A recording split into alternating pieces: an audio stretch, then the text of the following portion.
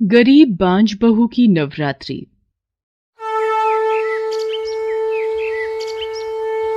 सुनंदा की शादी को 5 साल हो गए थे। शादी के इन 5 सालों में बहुत कुछ बदला। अगर कुछ नहीं बदला तो वो था सुनंदा का नसीब। पैदा होने के साथ ही वो अपने पिता के लिए एक बोझ के सिवाय कुछ नहीं थी। स्कूल जाकर पढ़ाई लिखाई करने की इच्छा उसे मन में ही दबानी पड़ी। सिलाई कढ़ाई में मन लग गया तो पिता ने उसकी शादी का फरमान सुना दिया। शादी के बाद घर गृहस्थी के बोझ तले मानो सुनंदा की सारी उम्मीदें टूट चुकी थीं। लेकिन इस सब के बीच भी सुनंदा के पास एक सहारा था, और वो था माता रानी का साथ। वो बचपन से ही मां दुर्गा की भक्त थी। वो जब भी उदास होती तो माता रानी का श्रृंगार करने लगती। ऐसा करने से वो अपने सारे दुख भूल जाती और खुश हो जाती। उसके पति केशव को भी उससे लगाव नहीं था। वो रिक्शा चलाता था। कमाने वाला वो अकेला और घर में खाने वाले 5 लोग, सुनंदा के सास ससुर, उसकी ननद और केशव के साथ वो खुद। तो कई बार केशव अपनी खींच भी सुनंदा पर ही उतार दिया करता था। ये लीजिए पानी। आग थू, क्या है ये? क्या उबाल कर लाई है क्या?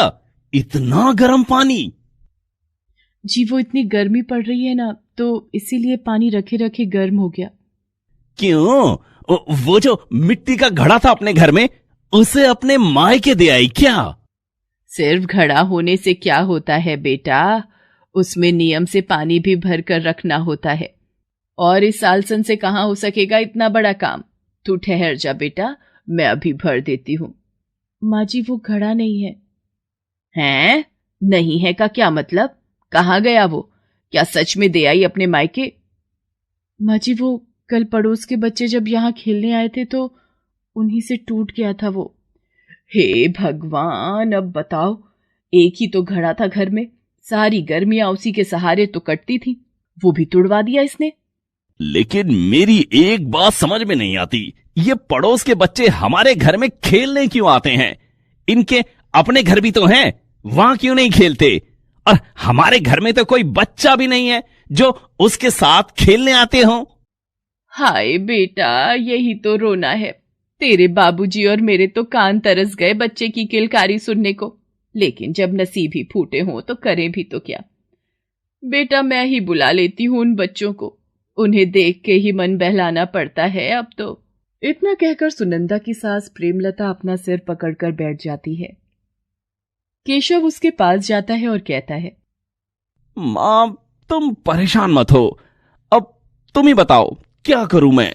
कितने डॉक्टर, कितने वैद्य, सबको तो दिखा दिया इसे। लगता है मेरी किस्मत में औलाद का सुख है ही नहीं। नहीं, ऐसा मत बोल बेटा। देख, मैंने तुझे पहले भी कई बार समझाया, अब फिर से कह रही हूं, ये करम जली तो तुझे बच्चा दे नहीं सकेगी। बेटा ये बांझ है बांझ। मेरी मान तो तू दूसरी शादी कर ले। वो मेरी सहेली है ना कांता, वो तो आज भी अपनी बेटी हमें देने को तैयार है। माँ जी, ये आप क्या कह रही हैं? मेरे होते हुए ये दूसरी शादी कैसे कर सकते हैं? मैं ऐसा नहीं होने दूंगी। ये गलत है। सुनंदा की बात सुनकर केशव फौरन अपनी जगह से उठता है और सुनंदा के गाल पर एक जोरदार तमाचा जड़ देता है। तेरी इतनी हिम्मत कि तू मां से ऊंची आवाज में बात करे? गलती मेरी ही है। मुझे मां की बात पहले ही मान लेनी चाहिए थी। मां, तुम कांता मौसी से बात कर लो। मैं तैयार हूं शादी के लिए।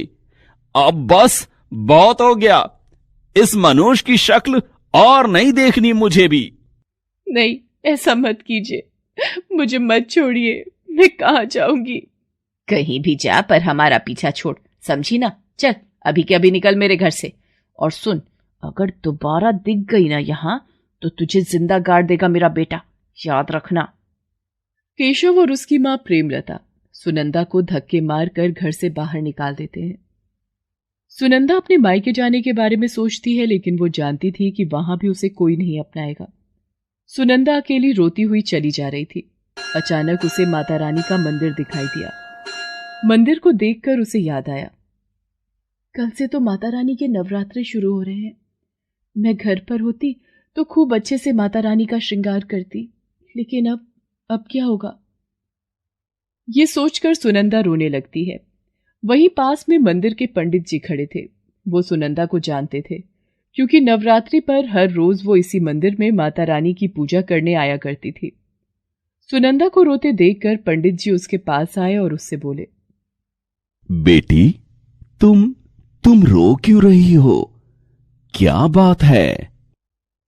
सुनंदा पंडित जी को सारी बात बताती है। फिर पंडित जी उससे कहते हैं, धीरज रखो बेटी, माना कि तुम्हारे साथ बहुत गलत हुआ, लेकिन तुम तो माता रानी की भक्त हो। इस मुश्किल समय में भी माता रानी तुम्हारे साथ हैं। तुम परेशान मत हो। अगर तुम चाहो तो यहां मंदिर में रह सकती हो। और वैसे भी कल से माता रानी के नवरात्रे शुरू हो रहे हैं, और तुमसे अच्छा माता रानी का श्रृंगार तो कोई कर ही नहीं सकता। पंडित जी की बातों ने जैसे सुनंदा को जीने की वजह दे दी थी।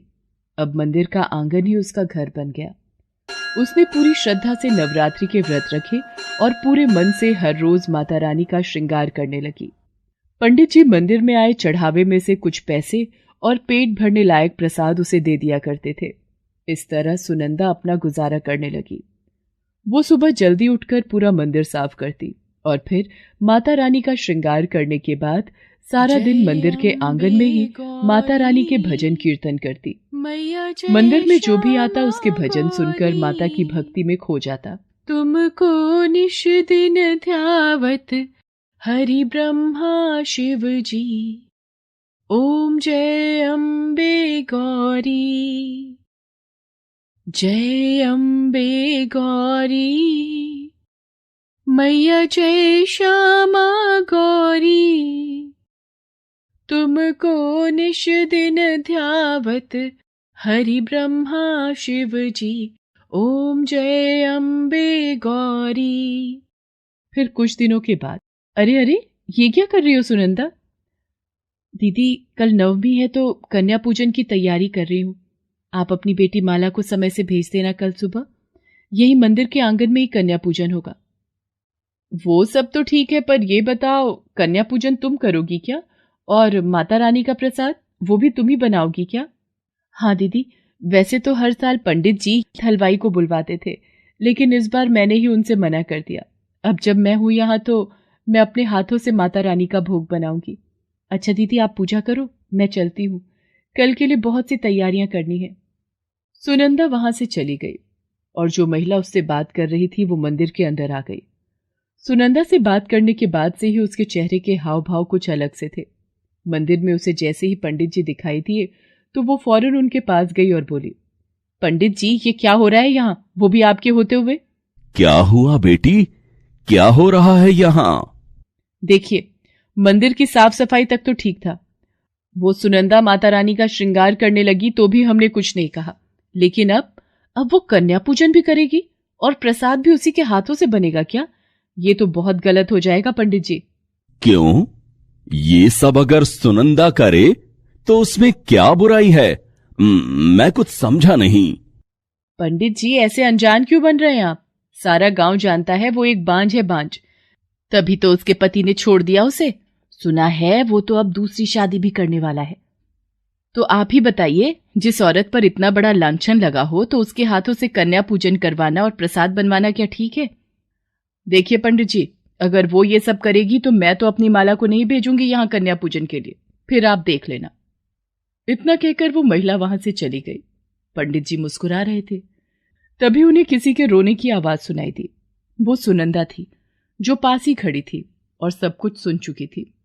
पंडित जी उसे कुछ समझा पाते उससे पहले ही वो रोती हुई माता रानी की मूर्ति के पास गई और रोते हुए बोली, माँ, ये कब तक सहना होगा मुझे? घर परिवार सब छूट गया, अब आपका साथ भी छोड़ना होगा क्या?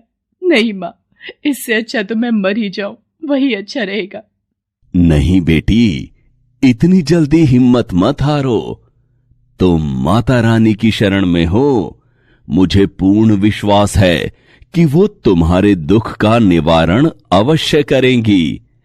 अभी ऐसा करो कल के प्रसाद और माता रानी के श्रृंगार के लिए जो कुछ चाहिए वो सब जाकर ले आओ बाजार से। लो, ये पैसे भी रख लो।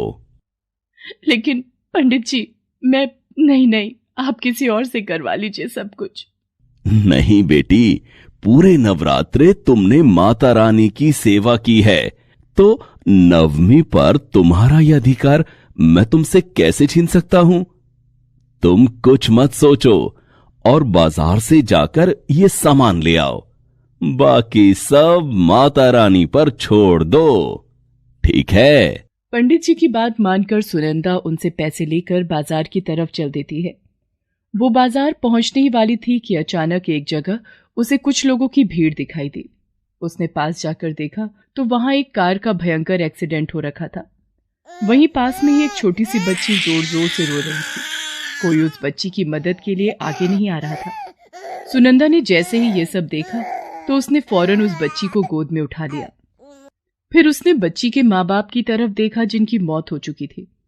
सुनंदा ने फौरन उस बच्ची को गले से लगा लिया और रोने लगी, लेकिन इस बार उसके आंसुओं में खुशी भी झलक रही थी, क्योंकि वो समझ गई थी कि माता रानी ने उसे अपना आशीर्वाद दे दिया है, साथ ही जीने की वजह भी।